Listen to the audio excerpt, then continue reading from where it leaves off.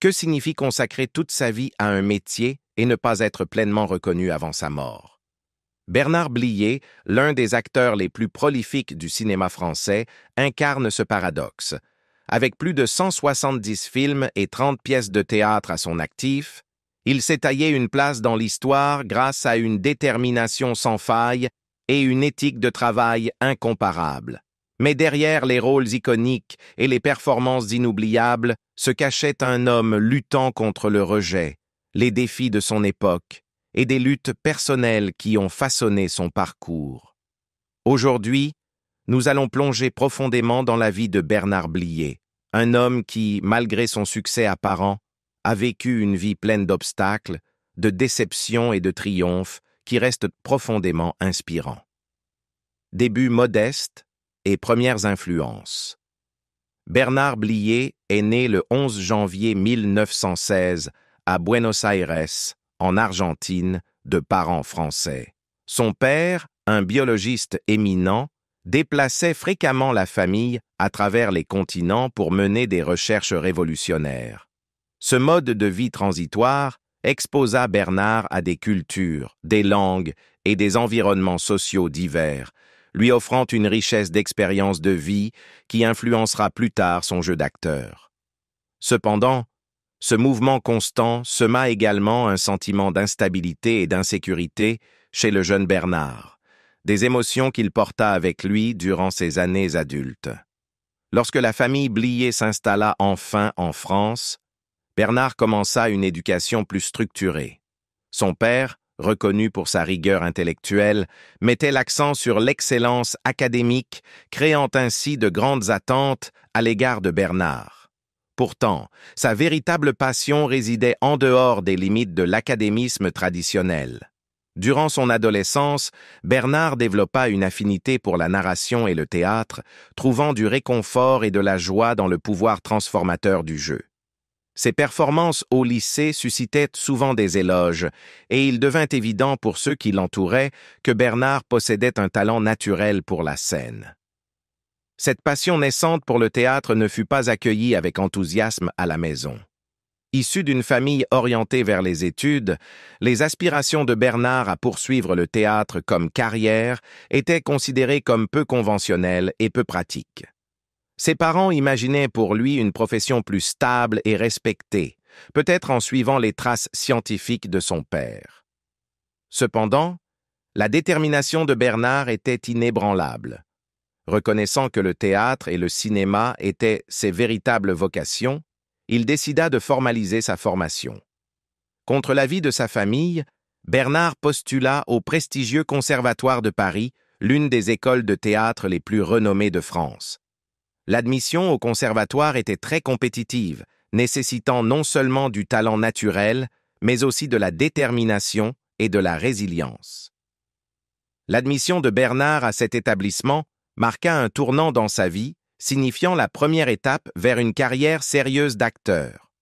Le conservatoire offrit à Bernard une formation classique sous la direction des plus grands metteurs en scène français.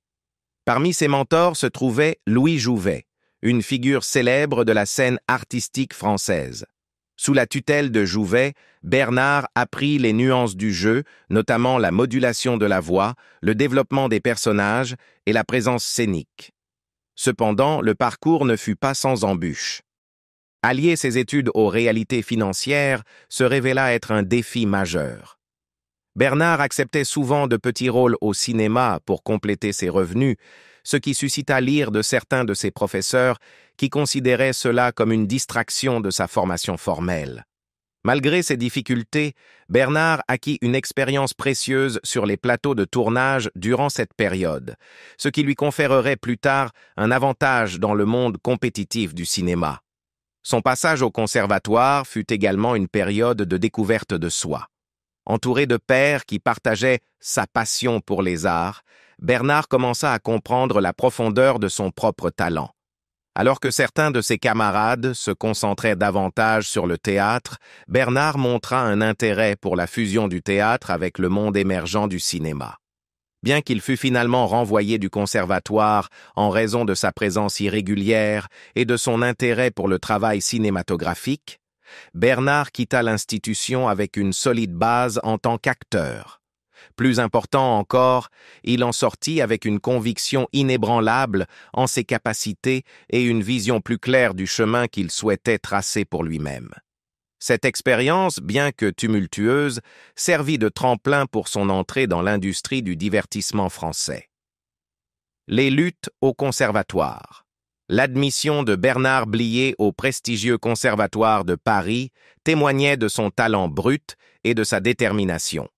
Intégrer une institution aussi compétitive le plaçait parmi les acteurs les plus prometteurs de sa génération, dont beaucoup connaîtraient un grand succès dans le théâtre et le cinéma. Cependant, cette étape n'était que le début d'un parcours semé d'embûches, marqué par des défis qui mettraient à l'épreuve la détermination et l'adaptabilité de Bernard.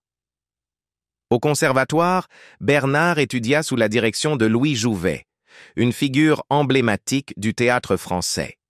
L'influence de Jouvet sur Bernard fut profonde, lui inculquant une appréciation des subtilités de l'interprétation. Du contrôle de la voix à la physicalité nécessaire pour incarner un personnage, les enseignements de Jouvet jetèrent les bases du futur succès de Bernard. Malgré un programme exigeant, les instincts naturels de Bernard en tant qu'acteur se démarquaient. Ses camarades admiraient souvent sa capacité à transmettre des émotions complexes avec subtilité et authenticité, une qualité qui allait définir sa carrière. Cependant, le parcours de Bernard au conservatoire ne fut pas de tout repos. Les pressions financières pesaient constamment sur lui. Issu d'un milieu modeste, il manquait du filet de sécurité financière dont bénéficiaient certains de ses pairs. Pour joindre les deux bouts, Bernard commença à accepter de petits rôles dans des films tout en restant inscrit au conservatoire. Bien que ces rôles fussent mineurs, ils lui apportaient une expérience précieuse sur les plateaux de tournage et une source de revenus indispensable. Cependant, cette approche pragmatique de sa situation ne fut pas bien perçue par l'institution. La direction du conservatoire considérait les incursions de Bernard dans le cinéma comme un manque d'engagement envers sa formation formelle. À l'époque, les puristes du théâtre dévalorisaient souvent le jeu cinématographique, le considérant comme inférieur à l'art exigeant de la performance scénique. Le choix de Bernard de privilégier les opportunités immédiates plutôt que de suivre assidûment les cours du conservatoire le mit en conflit avec ses professeurs, qui commencèrent à le voir comme un étudiant distrait, peu disposé à se consacrer pleinement à ses études. Malgré ces luttes, les pairs de Bernard reconnaissaient son talent exceptionnel. Beaucoup de ses camarades percevaient en lui une capacité à saisir l'essence d'un personnage de manière que d'autres ne pouvaient qu'envier. Son aptitude naturelle pour le jeu, combinée à son expérience croissante devant la caméra, le distinguait, tandis que d'autres affinaient leurs compétences strictement dans les limites du conservatoire.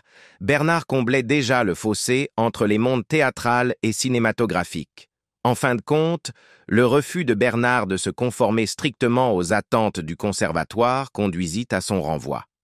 Officiellement, son départ fut présenté comme un échec, un avertissement pour les autres étudiants sur l'importance de la discipline et de la concentration.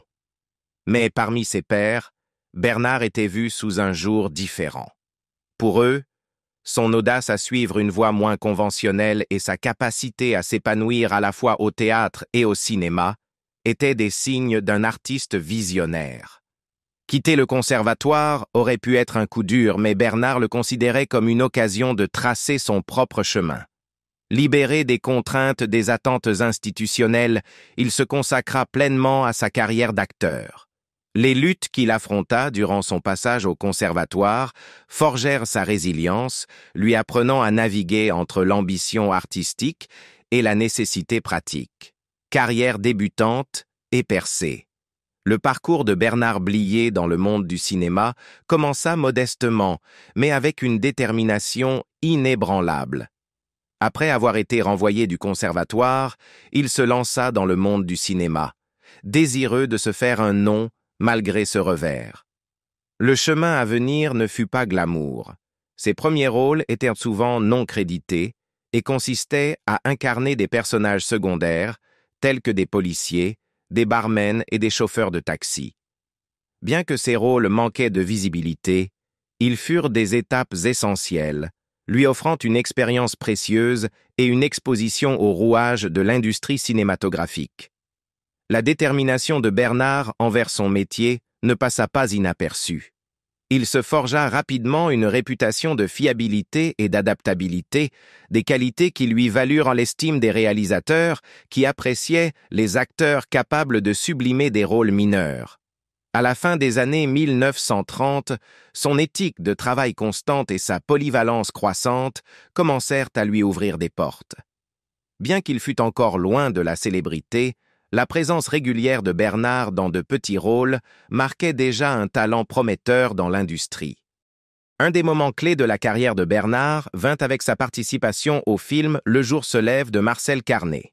Chef-d'œuvre du réalisme poétique français, ce film est considéré comme un pilier du cinéma français d'avant-guerre.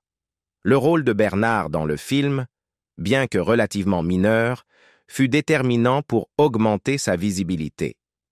Le succès critique et commercial du film permit à Bernard de se faire connaître d'un public plus large et associa son nom au genre naissant du réalisme poétique, qui met l'accent sur les luttes de la classe ouvrière et un récit émotionnel brut. Cette période marqua également le début des collaborations de Bernard avec certains des réalisateurs les plus célèbres de France, notamment Henri-Georges Clouzot.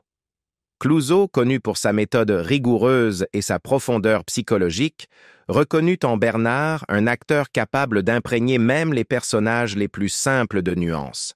Les performances de Bernard résonnaient d'une authentique discrétion, capturant l'humanité de ses rôles de manière à laisser des impressions durables aussi bien sur les spectateurs que sur les réalisateurs.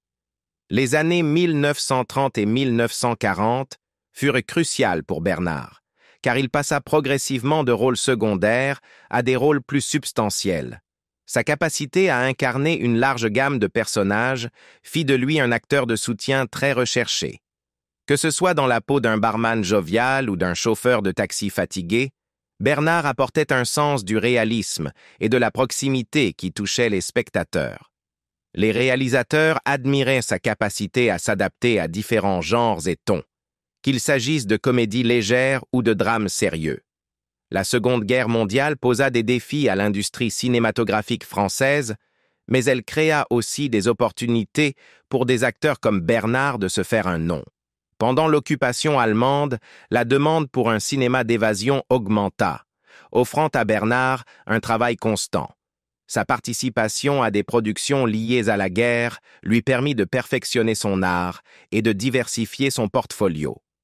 Au milieu des années 1940, Bernard avait solidement établi sa réputation en tant qu'acteur de caractère fiable et talentueux. Ses performances se caractérisaient par une combinaison rare de subtilité et de profondeur émotionnelle, des traits qui le distinguaient dans une époque dominée par des personnages d'écran plus grands que nature. Bien que les rôles principaux lui échappassent encore, la popularité croissante de Bernard dans l'industrie cinématographique française était indéniable. Il ne fallut pas longtemps avant que Bernard ne passe du statut d'acteur secondaire reconnaissable à celui de star à part entière. Ses rôles déterminants dans des films comme Quai des Orfèvres, un autre chef-d'œuvre réalisé par Clouzot, démontrèrent sa capacité à tenir l'écran et à s'imposer aux côtés de stars plus établies. Le succès du film renforça davantage la position de Bernard dans l'industrie et marqua le début d'une carrière prolifique qui s'étendrait sur plusieurs décennies. Les années de guerre et la croissance professionnelle. La Seconde Guerre mondiale marqua une période tumultueuse pour la France et ses institutions culturelles, y compris l'industrie cinématographique. Alors que l'occupation nazie imposait des restrictions strictes, le paysage du cinéma français se transforma radicalement. La censure dictait les types d'histoires pouvant être racontées, et les cinéastes faisaient face à une pression énorme pour aligner leur travail avec les exigences de propagande du régime. Pour Bernard Blier, dont la carrière d'acteur venait à peine de commencer à prendre son envol, les années de guerre représentaient à la fois des obstacles et des opportunités. Plutôt que de laisser les contraintes de l'occupation étouffer ses ambitions, Bernard s'adapta aux circonstances difficiles. Il chercha du travail dans des productions évitant les messages politiques explicites, s'associant souvent à des réalisateurs qui refusaient de compromettre l'intégrité du cinéma français. Ces films, bien que limités en portée, offraient un espace aux acteurs et réalisateurs pour continuer à créer de l'art au milieu du chaos de la guerre. Durant cette période, le pragmatisme et le discernement de Bernard se firent particulièrement remarquer. Conscient de l'importance de préserver ses principes artistiques, il devint plus sélectif quant au rôle qu'il acceptait. Il se tourna vers des projets qui reflétaient ses valeurs, se concentrant sur des histoires explorant la condition humaine plutôt que de servir de véhicule à la propagande. Ce changement d'approche permit à Bernard de se développer en tant qu'acteur, lui offrant l'opportunité de plonger plus profondément dans les complexités émotionnelles et psychologiques de ses personnages. Le film de 1942. La femme que j'ai le plus aimée, réalisé par Robert Vernet, est un exemple du travail de Bernard pendant cette période. Bien qu'il ne s'agisse pas d'une production révolutionnaire, le film démontra la capacité de Bernard à insuffler profondeur et nuance à ses rôles, même dans des conditions restrictives. Le public commença à remarquer ses performances, appréciant son intensité discrète et la dimension humaine qu'il apportait à l'écran. À mesure que la guerre avançait, la résilience et l'adaptabilité de Bernard lui valurent une réputation d'acteur fiable parmi ses pairs. Il collabora avec des réalisateurs engagés à préserver la qualité artistique du cinéma français, tels qu'Henri Decoing et André Cayatte. Ces partenariats permirent à Bernard de perfectionner davantage son art, et ses performances pendant cette période jetèrent les bases de sa montée vers la célébrité. La fin de la Seconde Guerre mondiale apporta un soulagement et un renouveau pour la France, et l'industrie cinématographique connut une reprise. Pour Bernard, ce fut un tournant. Les années de guerre lui avaient offert l'opportunité de prouver sa valeur, et sa réputation d'acteur polyvalent et talentueux était désormais solidement établie. Les réalisateurs commencèrent à le voir non seulement comme un acteur de soutien, mais aussi comme une personne capable de porter des rôles plus substantiels. L'un des premiers grands succès de Bernard dans les années d'après-guerre fut son rôle dans Quai des Orfèvres, réalisé par Henri-Georges Clouzot. Ce film, un noir tendu et captivant, permet à Bernard de démontrer toute l'étendue de ses talents d'acteur. Son interprétation de l'inspecteur Antoine toucha le public, mettant en valeur son habileté à allier subtilité et gravité. Le succès du film propulsa Bernard dans les hautes sphères du cinéma français, cimentant sa place parmi les acteurs les plus respectés du pays. Les années de guerre furent aussi une période de réflexion personnelle pour Bernard. Les difficultés et les incertitudes de l'époque approfondirent sa compréhension de la condition humaine, une vision qui allait influencer son travail pour le reste de sa carrière. Il émergea du conflit avec un sens renouvelé du but, déterminé à utiliser son art pour explorer les thèmes de la résilience, de la moralité et des complexités de la vie. À la fin des années 1940, Bernard Blier n'était plus seulement un jeune acteur prometteur, il était un professionnel aguerri dont l'œuvre reflétait une rare combinaison d'intégrité, de compétence et de profondeur émotionnelle. Les défis qu'il avait affrontés pendant la Seconde Guerre mondiale l'avaient façonné en un interprète plus averti et confiant, préparant ainsi le terrain pour la carrière remarquable qui l'attendait. Les luttes personnelles et les problèmes de santé. Malgré une carrière florissante dans l'industrie cinématographique française, Bernard Blier a dû faire face à des luttes personnelles importantes tout au long de sa vie.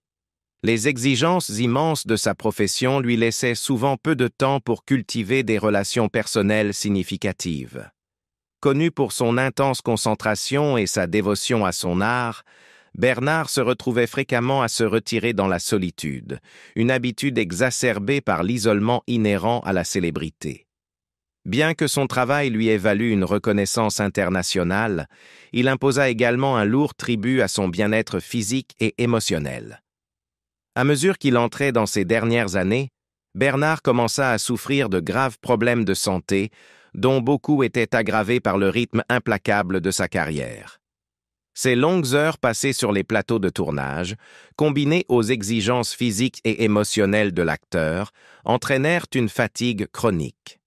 Ces défis étaient accentués par le stress lié à la nécessité de maintenir son statut dans une industrie en constante évolution.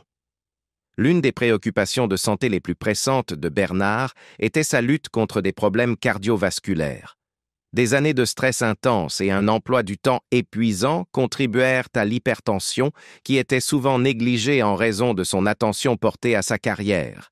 Sa famille et ses amis observèrent que Bernard accordait rarement de l'importance à sa santé, rejetant les symptômes comme de simples inconvénients mineurs qu'il pouvait ignorer au profit de ses engagements artistiques.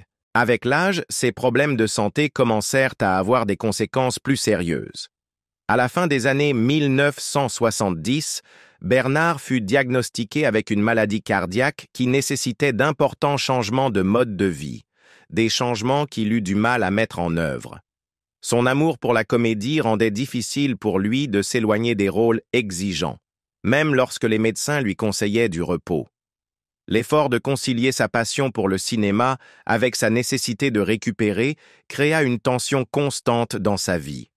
En plus de sa condition cardiaque, Bernard souffrait également de problèmes respiratoires récurrents, probablement exacerbés par des années de tabagisme. Cette habitude, courante chez les acteurs de sa génération, était un mécanisme de défense face aux pressions de sa carrière. Cependant, les dommages cumulatifs devinrent évidents lorsqu'il se retrouva de plus en plus à court de souffle lors de longues journées de tournage. Malgré ses luttes, Bernard était connu pour sa persévérance. Même lorsque son corps commençait à faiblir, son esprit et son âme demeuraient fermement consacrés à son art. Dans ces dernières années, la santé déclinante de Bernard devint impossible à ignorer. Il commença à accepter moins de rôles, choisissant des projets nécessitant moins d'efforts physiques, mais qui lui permettaient encore de montrer son talent exceptionnel. Ses performances étaient marquées par une profondeur nouvelle, reflétant la sagesse et l'expérience de vie qu'il avait acquise après des décennies dans l'industrie. Des films comme Les Misérables mettaient en lumière la capacité de Bernard à transmettre une émotion profonde, même lorsque sa santé se détériorait visiblement. Les luttes de santé de Bernard l'ont également rapproché de sa famille dans ces dernières années. Sa fille et ses proches amis devinrent un soutien essentiel, l'aidant à naviguer à travers les défis physiques et émotionnels de ses maladies. Pour Bernard, ces relations lui apportaient réconfort et force, même lorsque sa condition se détériorait. Bernard Blier décéda le 29 mars 1989, à l'âge de 73 ans. Sa mort marqua la fin d'une carrière remarquable, mais souligna également les sacrifices qu'il avait faits tout au long de sa vie. Bien qu'il ait été largement respecté de son vivant, ce n'est qu'après son décès que son œuvre commença à recevoir la pleine reconnaissance qu'elle méritait. Des films comme Les Tontons Flingueurs et Arrêtez les tambours devinrent des repères culturels et les performances de Bernard furent réévaluées comme des chefs-d'œuvre. Aujourd'hui, il est célébré non seulement en tant qu'acteur, mais aussi comme un symbole de résilience et de dévouement. En réfléchissant au parcours incroyable de Bernard Blier, il est clair que sa vie fut un témoignage à la fois de triomphe et de lutte. Sa dévotion inébranlable à son art, malgré les défis auxquels il a fait face, a laissé une empreinte indélébile sur le cinéma français. Quelle est votre performance préférée de Bernard Blier? Ou pensez-vous que ses luttes personnelles ont ajouté une profondeur unique à ses rôles? Partagez vos pensées avec nous dans les commentaires ci-dessous. Si cette histoire vous a captivé, n'oubliez pas de liker cette vidéo, de vous abonner à notre chaîne et de cliquer sur l'icône de la cloche pour ne jamais manquer une autre histoire fascinante du monde du cinéma.